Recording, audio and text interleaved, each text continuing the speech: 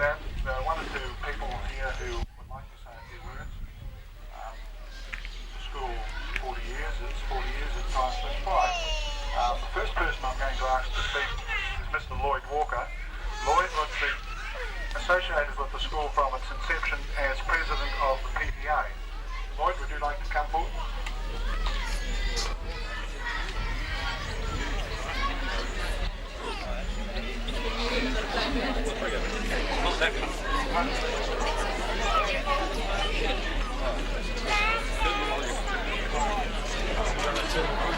Yeah, I'm going to try to...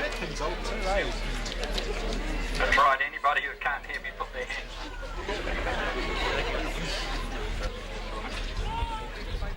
up. It doesn't seem all that long since we were informed that at long last we were going to get out of the corrugated iron school down in Matakawa, and the school had been approved up here. I hate to say this, but this did not happen before until the parents went on strike and didn't send their children to school down there for a while. The site here was recognised, I think, as one of the best school sites in New Zealand, and if you look around you will see why. About where I'm standing, however, the hill here was quite a bit higher, and on the top of this hill was an old pine tree that had been here since time immemorial. We had to get rid of this. A great deal of the groundwork here was done with voluntary labour. There was no more money available for schools in those days than there is today. In fact, often a lot less. This was not long after the war, and some of the Home Guard people had been taught during the war how to knock trees down with explosives. And nothing would do, but we had to try it out on this pine tree. I'm not quite sure how many sticks we used of gelignite, but I do know that a piece about the size of a couple of wash tubs landed on the road.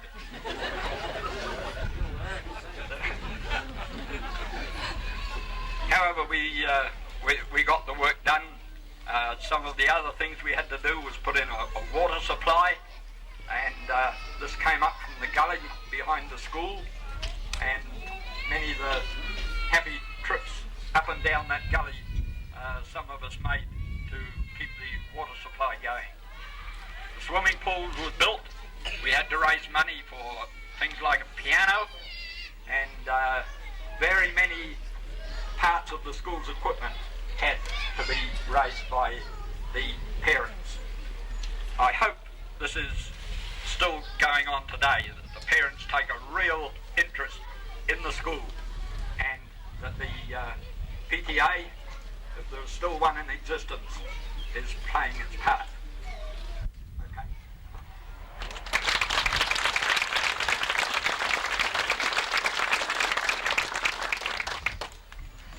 Before we go any further, I should have read to you the list of apologies which have come to hand, and I'll just run through them quickly. They are on the apology board for those of you who don't get time to read them.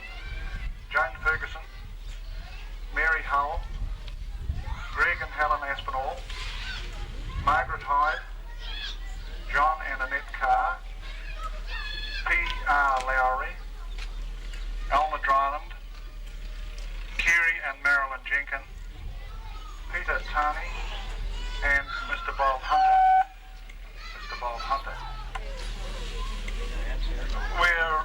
We're very privileged today to have two of our foundation staff. Not that you'd know to look at them, because they're remarkably young ladies here on my right. We're going to ask the closest one to me, Mrs. Betty Andrews, to say a few words to you and just tell you what good pupils you were as she remembers it.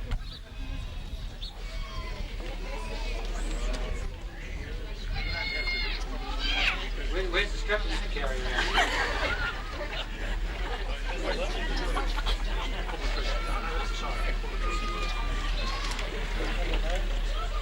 It's very good to see so many here today. I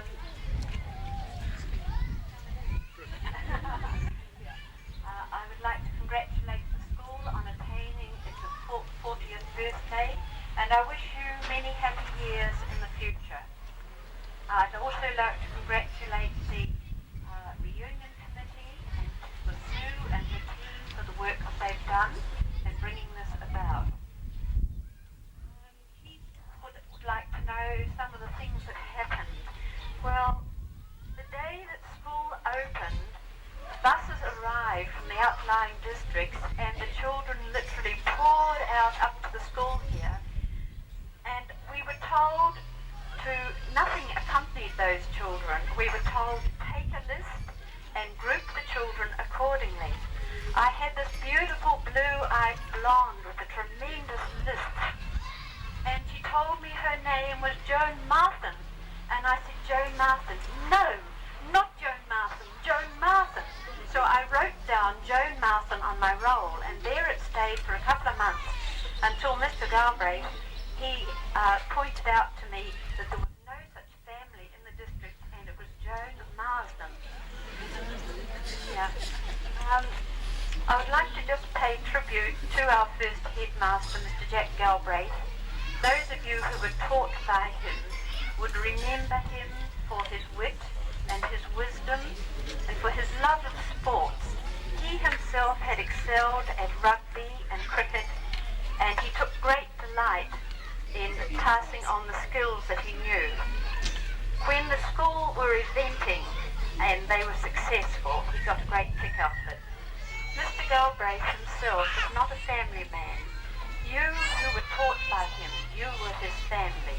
He cared very deeply for you, and sadly, he isn't with us today. There was just one little joke that Mr. Galbraith and I had between us, and he never really let me forget it. I was walking back to my digs, and this lady came along in her car. She stopped and she offered me a lift. As she took off, over her shoulder, she shouted, "You met me, Kavanagh?" And I turned to this gentleman and I said, "How do you do, Mr. Kavanagh?" I happened to tell Mr. Galbraith, as we were meeting all the new families in the district, what had happened. And he shook his wise old head. No, didn't ring a bell at all. And then the penny dropped. What the lady had said was, "You've met Mick, haven't you?" It was a wonderful reunion and a renewal of a lot of old friendships.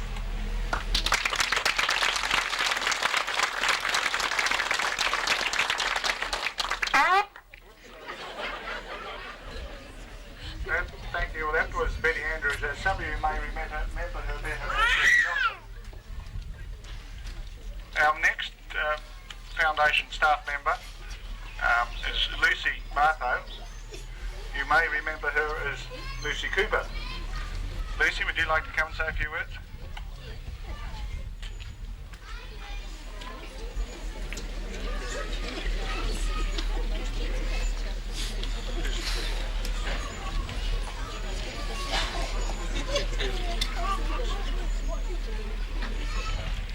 I'd like to thank you for the invitation to be here. It's a real pleasure to be back and to meet so many of our old pupils, friends. And I'd just like to say how very much I appreciated the friendship that was offered to me when I came out here as a young teacher. People were really wonderful to us in every way. And I'd also like to endorse what Bessie has said about Jack Galbraith as a headmaster to work with. He was just a wonderful headmaster to work with, as well as for the pupils.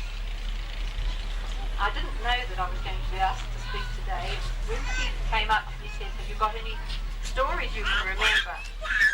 What happened when we first started?" The only one that flashed into my mind was one about Keith Hamilton. When Jack Galbraith came into the staff room on one occasion, he said to us, "I'm really not quite sure who's pulling whose leg today." Because when Keith Hamilton came up with his work, I said to him, "You know, Keith, I think you're getting a bit big for your boots." Keith looked at him very seriously and said, "But please, sir, I got a new pair last week."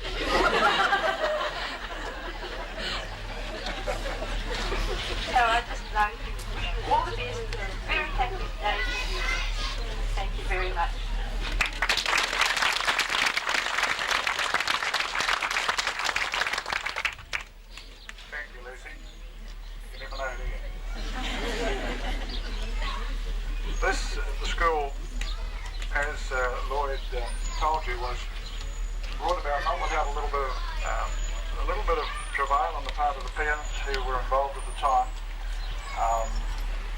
There are a number of community-minded people living in the area, just as there are today, who saw the future that lay with a consolidated school rather than a school which was fragmented, serving little districts.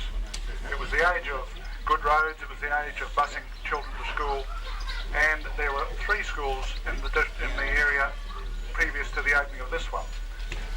One at Awhitu Central, one at Graham's Beach, if my information is correct, and one just a couple of 100 metres down Manukau Road. Was Ourua Bay operation at the same time, was it? Okay, well there you are, there were 4 schools.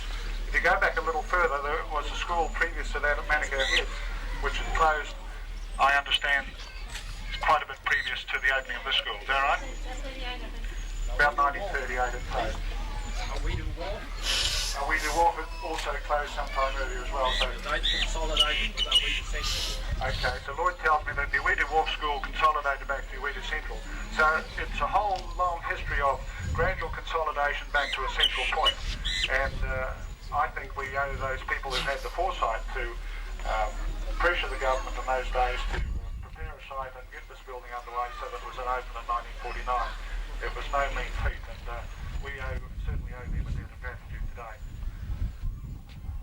We have, I think the next ceremony might be the cutting of the cake. Would that be right? Or no, perhaps before we have the cutting of the cake, Ken, are you about? Ken Ledger. Ken's our immediate past pupil. No, you know, well, you tell us all about it, Ken.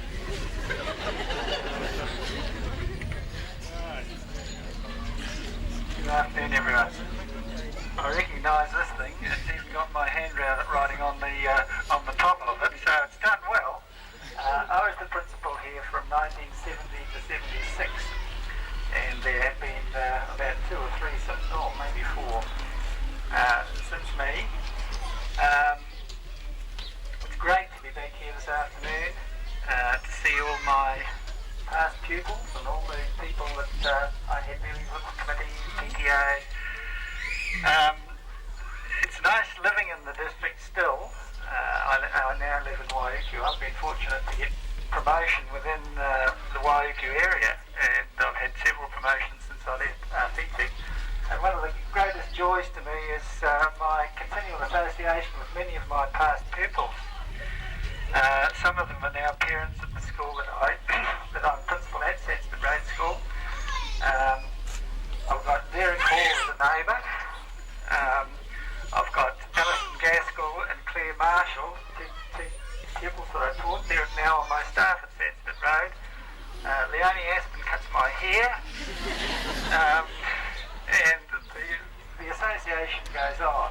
And it really is a great feeling to be part of this community, and it gives me great pride when I look back at my days at Awhitu School.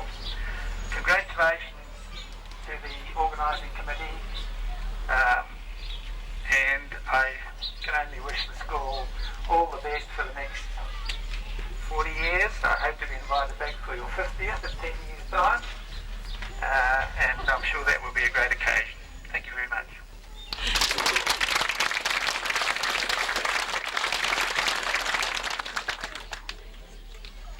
Now, at the conclusion of the cake cutting, there's a little bit of urgency in that you get down and get your photos taken in group photos, because Barker's Pharmacy has kindly agreed to process the photos this afternoon, so that those of you who are attending tonight's function at the Country Club will be able to pick your photos up and have a good old laugh or ooze of admiration, depending on your point of view.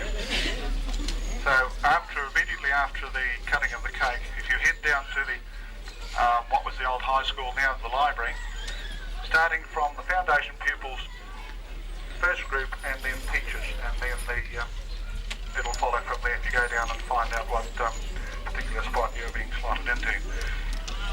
Would Stuart Johansson like to come forward, please?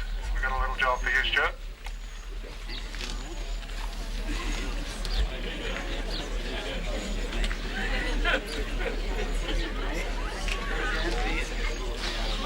You couldn't come today, but I'm here in his favour. No, I haven't. Where's the chief organiser? Where's the chief? Sure, it's going to be taken. Take my name.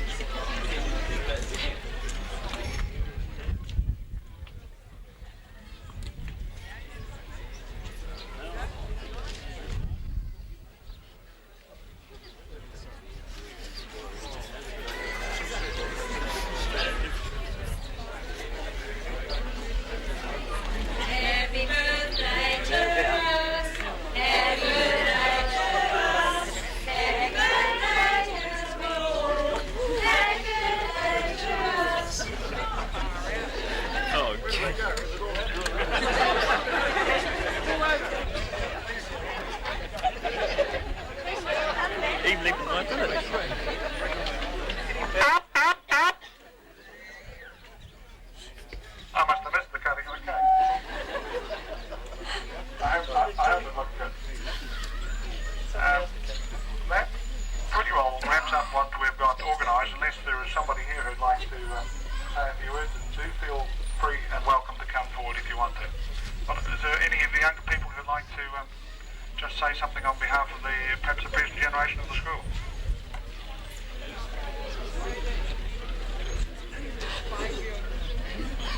And the Rico King's words, all the best for the next 40 years, and enjoy yourselves. We'll see you this afternoon and tonight. Thank you.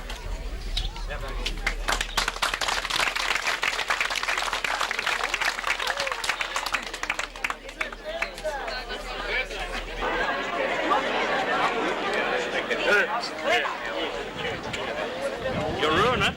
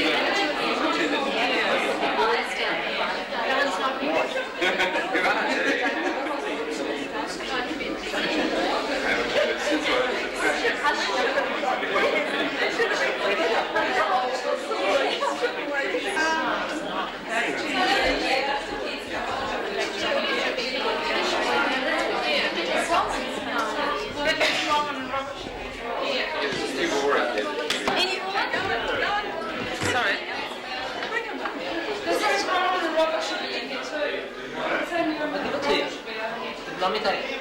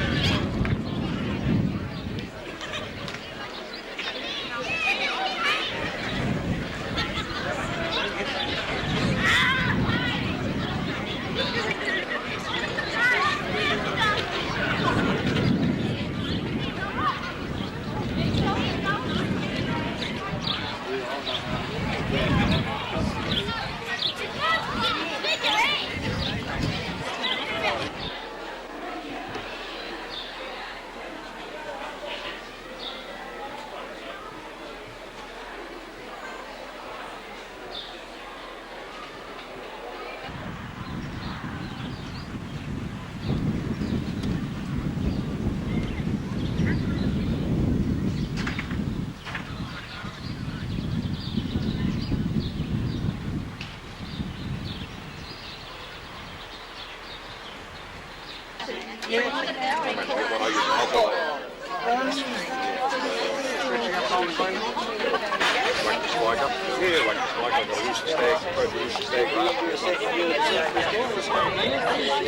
face, you're phoning on the name.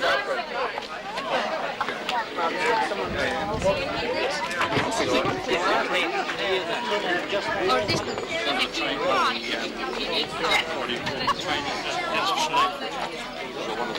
First year